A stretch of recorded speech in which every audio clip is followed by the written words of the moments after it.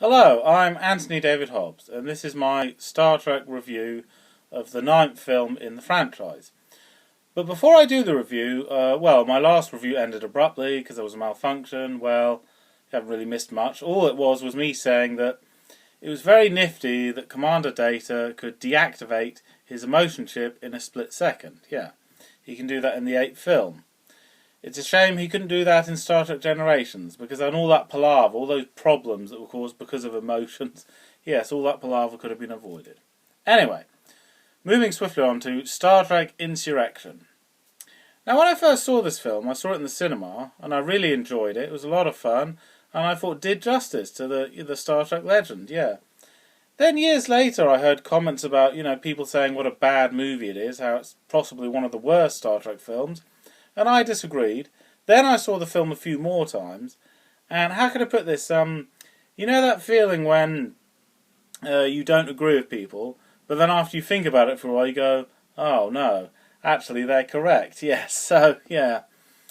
In other words, what do I think of Star Trek Insurrection now? Well, it's not all bad. It does have a lot of good things in it, some good twists and stuff, but there's a lot more things that are wrong that could have been done a bit better. Yeah, some things that don't make sense. So, in other words, I'll say some good and some bad. Well, basically, the word insurrection, in the broader sense, means to turn against your leader or to turn against your superiors, which is what the crew of the Enterprise do. They violate orders and they go against the Federation.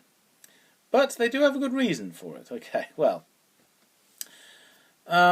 And basically, it's about saving a primitive culture that have renounced modern advanced technology and live with very primitive technology instead. And, basically, it's a planet where the Baku live, and they've been living there for centuries, and they do have machines, very primitive machines, and they used to have warp drive, but they've renounced it now. They like primitive stuff, yeah.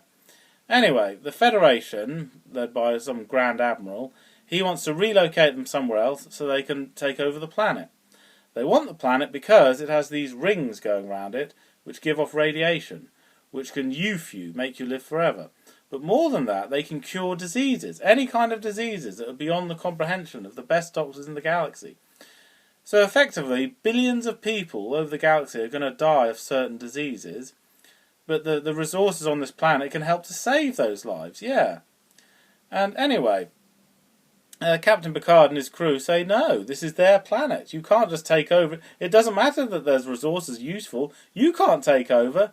And so that they fight the Federation, try and stop them from taking this planet. Well, wait a minute. The Baku, they're a nation of only about 600 people, right? And they don't care that billions of people in other parts of the galaxy are going to die of diseases. So, and we're supposed to be rooting for them. We're supposed to be on their side. Well, that's crazy. That's ridiculous, yeah. And so, in other words, when you first see the film, you're rooting for them. But then when you see it a few times, you realise, well, no. Actually, no, they're not so great after all. They're terrible people. How selfish, And also, when you reach adulthood, it makes you live forever if you live on that planet. And if you're, I don't know, in your 30s or 40s, if you go on the planet, it makes you feel like you're in your 20s again.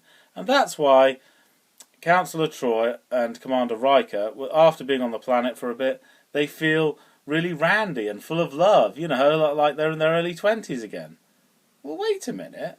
What's the moral lesson there? It's saying only people in their late teens, early 20s are allowed to be randy and really wild and sexy, but anyone over 30 has to be boring and frumpy.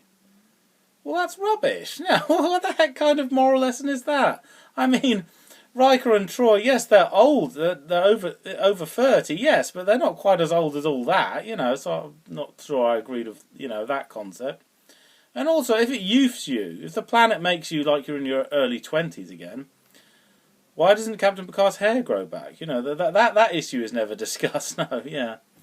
And Commander Data, fascinated by the child on the planet because, yeah, he's never been a child. He has no concept of what it's like to be a child. So he learns how to play, do random stuff, what. Why does he learn this stuff when he's in the middle of an important mission?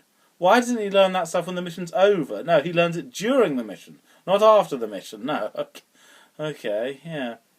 And another big problem is The Federation, they've made like this spaceship or something, even though it's on the planet, and inside it is a perfectly realistic hologram of the Baku village.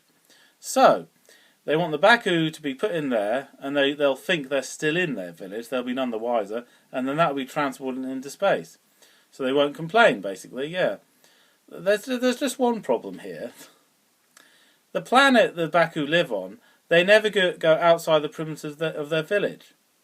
So why doesn't the Admiral, go to the other side of the planet where the Baku won't see them? Then they'll be none the wiser. Yes, they won't fight to protect their planet at all because they never go beyond the perimeters of their village, so they'll be completely unaware if they do their medicine research thing on the other side of the planet. Why don't they do that? So effectively, the entire plot of the movie is unnecessary. It's crazy, yeah.